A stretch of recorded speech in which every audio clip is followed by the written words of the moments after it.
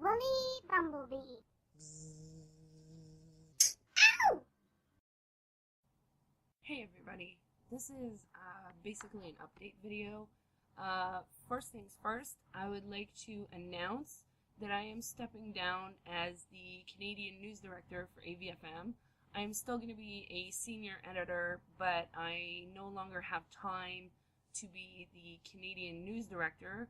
So Paul will be making a statement about that on AVfM in the coming weeks.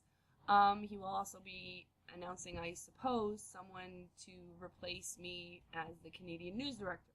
This was my decision between me and Paul. It had nothing to do with anything else other than the fact that I am completely swamped with the work that I am doing for the Earl Silverman Center and just do not have the time that's required to be the Canadian News Director for A Voice for Men. And I am still staying on A Voice for Men as a senior editor. So not going anywhere, just dropping the Canadian News Director title. As for the Earl Silverman Center, it is progressing. We're still waiting for the paperwork to come in to tell us from the Quebec government if we are eligible for nonprofit status or not. So that should be coming in about 6 weeks, hopefully sooner, but you know, it's the government. They don't move very quickly when it's something you need. When it's something they need, they want it right away. But I have a meeting coming up with Maison Oxygène, which is what I guess you would call a group home for men who do not have a permanent place of residence, but do have either full or partial custody or visitation rights to their children, and they need somewhere to, you know, have a permanent address so that they can have their children with them. It's a great service that's offered in Quebec, and I'm going to be meeting with one of the directors of the Maison Oxygène here in Montreal, and they are going to try and help us with our Earl Silverman Center project. So I will be giving an update on that after I have the meeting, hopefully sometime either this week or early next week. I am still actively involved in the Men's Rights Montreal meetup group, as well as, of course, the Earl Silverman Center, which is my top priority at the present time.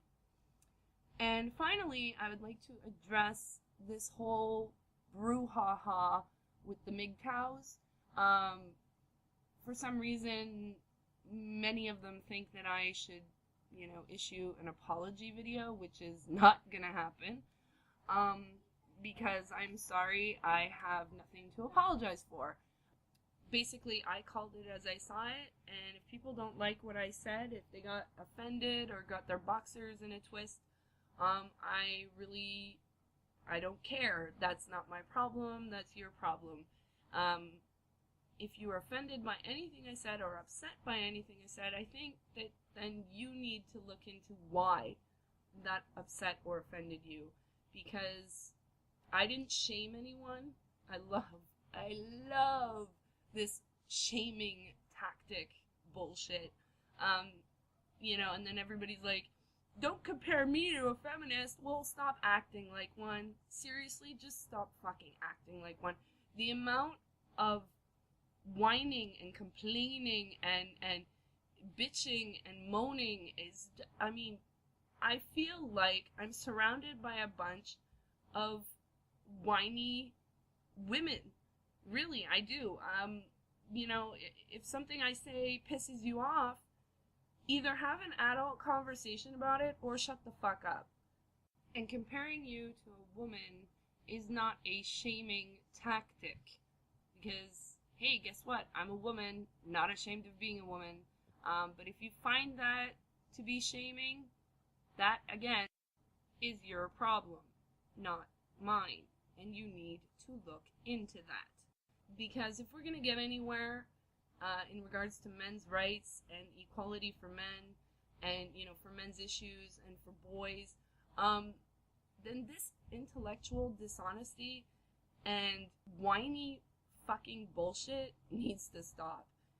So yeah, am I going to apologize for anything I said to the MGTOWs? No. No, you can keep holding your breath till you're purple and you pass out, but no, I'm not going to apologize for anything that I said. So anyways, that's the update, and I'll talk to you later.